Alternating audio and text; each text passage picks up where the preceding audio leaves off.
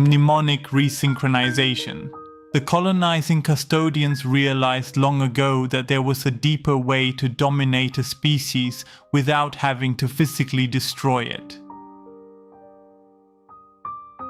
Humanity could endure hunger, survive empires, escape visible chains, and even rise again after great catastrophes. But if its memory were constantly fragmented, altered, or weakened, it would gradually lose the ability to understand who it truly was and where it truly lived.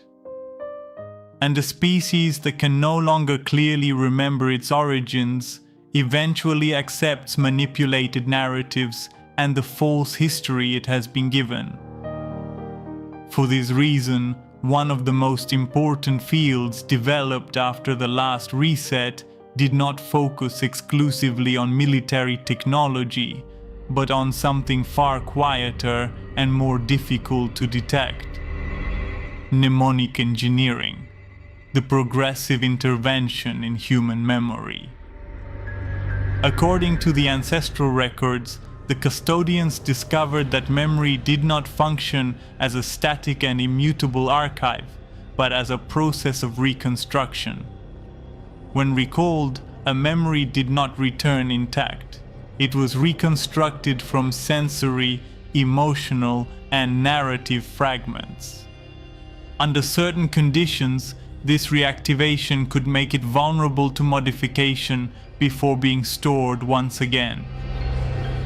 An intense emotion could alter the perception of the original event. A repeatedly presented contradiction could weaken an individual's confidence in their own experience. An external version introduced with sufficient insistence could gradually become incorporated into the memory until it became difficult to distinguish from what had actually been experienced. It was there that the custodians found an entry point. The ancestrals called this procedure mnemonic resynchronization. It was not merely a matter of erasing memories, although they often attempted to do so because the process was complex, and an overly obvious gap could easily arouse suspicion. The true objective was to fracture the internal continuity of human perception, to disrupt sequences, alter emotional associations, weaken the connection between experience and memory, and cause people to begin distrusting themselves. It was not necessary to erase an event completely. It was enough to separate its parts. One person might preserve an image but lose its context. Another might retain an intense emotion without clearly remembering what had caused it. Someone else might reconstruct the events in the wrong order. Over time, it could even become difficult to distinguish between a real experience, a dream, a suggestion, or an account heard afterward. Mnemonic resynchronization could be applied in several different ways. Sometimes it was directed at specific individuals who had witnessed something that was never meant to be fully understood. At other times it was used on entire groups exposed to certain events.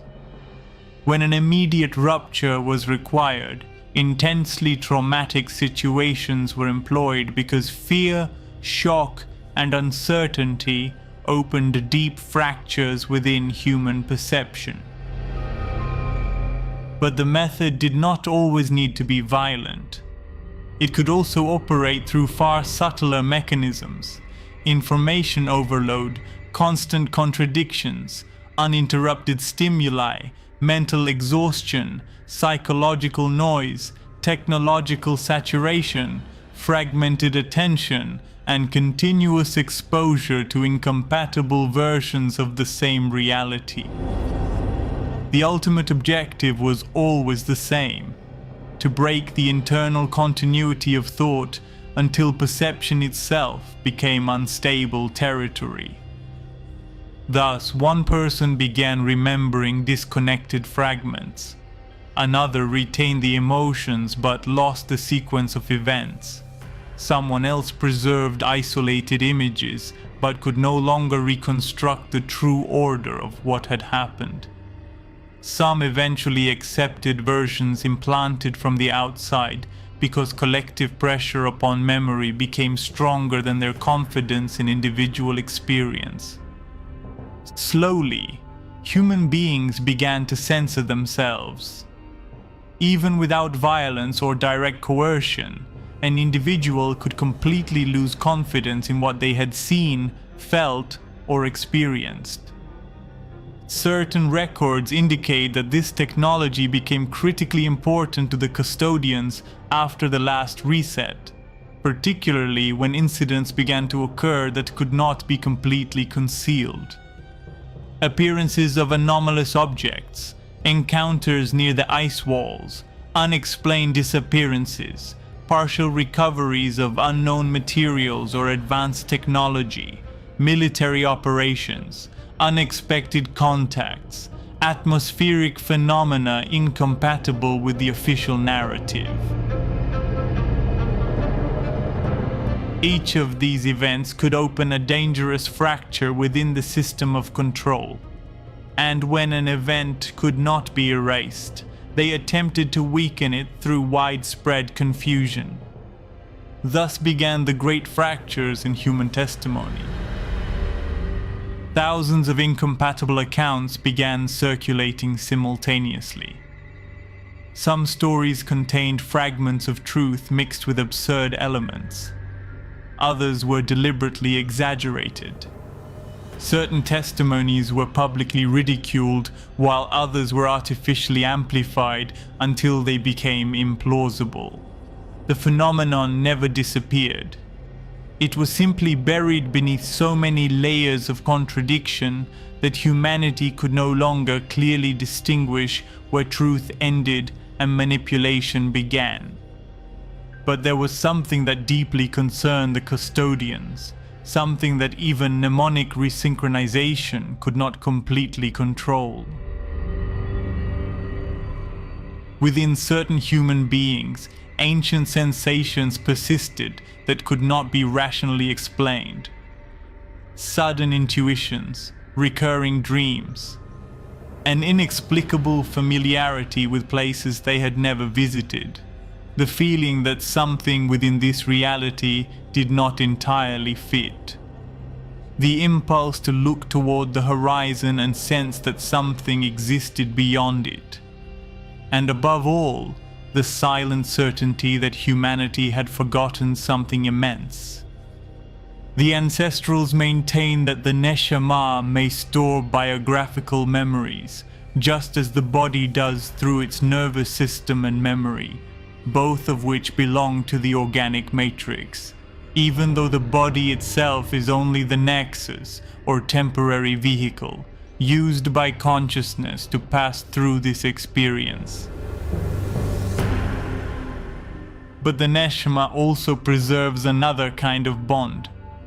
It retains a profound orientation toward its true origin in the celestial lands, a capacity for recognition, an inner resonance that may manifest as intuition, longing, or inexplicable certainty whenever a human being encounters something connected to what has been forgotten. That is why the custodians never managed to completely destroy the ancestral memory. They could alter the vehicle, confuse the memory, saturate perception, interrupt attention. They could bury that connection beneath fear, speed, distraction, and mental exhaustion, but they could never erase it. Yet they know very well that an exhausted humanity rarely manages to listen to itself. And that was perhaps the foundation of this new prison, which began to take shape in 1728.